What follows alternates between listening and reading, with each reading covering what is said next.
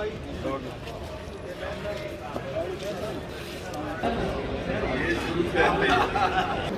वो ईद आपने देखा कि हमने खैर आफियत से जो से गुजारी है, अल्लाह का शुक्र है। अब हम दोबारा as per the order of the honourable Lahore high court आज हम पेश हो रहे हैं चकवाल की अदालत में। फिर मैं कह रहा हूँ कि कुछ देर में हम कोशिश कर रहे हैं कि आपको एक सरप्राइज़ दें, आप हमारे सरप्राइज़ का इंतज़ार करें।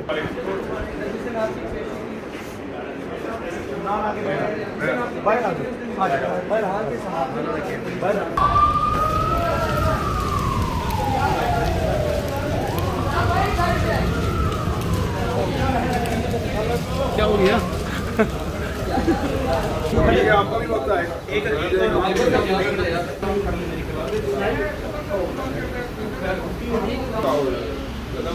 मौसम इंतहाई खुशगवार, तेज़ बारिश, अल्लाह इसको रहमत बनाए।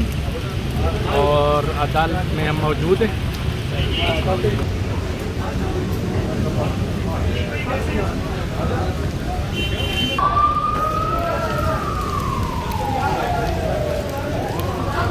बिस्मिल्लाहिर्रहमानिर्रहीम।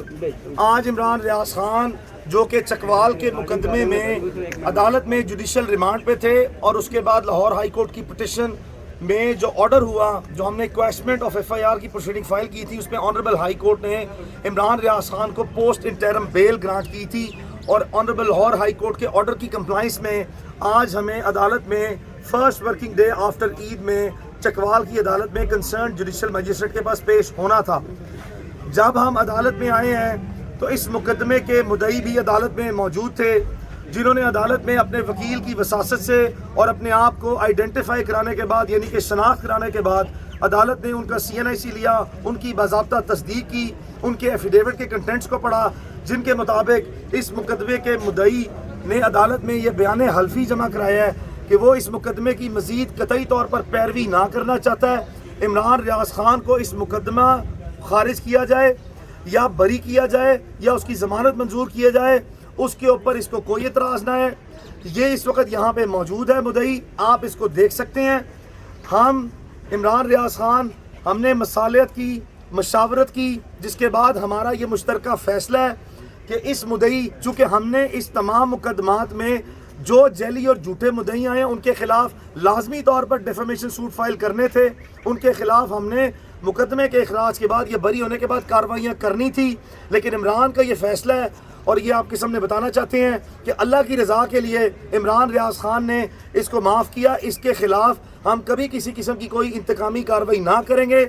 आपके सामने इस मुद्दई को जो सा है वो लाने का मकसद ये है कि मुमकिन तौर पर खुदा न खास्ता इसको भी जो सा है कोई ना कोई जान का ख़तरा हो सकता है। आप इसको वाज़े तौर पर देख लें। हमने इसको अल्लाह के वास्ते माफ़ कर दिया है। हमारे दिल में इसके लिए किसी किस्म की कोई उज़र या इस वक्त कोई भी अदावत मौजूद ना है।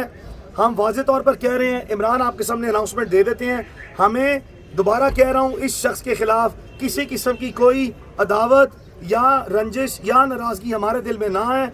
हमने अल्लाह की रज़ा की खातिर इसको माफ़ किया।